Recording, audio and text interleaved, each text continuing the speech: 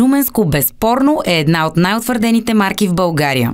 Бирата съществува от 1882 година и винаги е залагала на богатата си история, вековните традиции в пивоварството и хумора в рекламите си.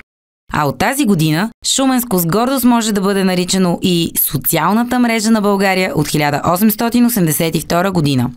Това съвсем естествено и логично се трансформира и в директна комуникация с потребителите на Шуменско. Отбихме се у бабите си и се разровихме добре, докато намерим това, което ни трябваше – пазарска мрежа.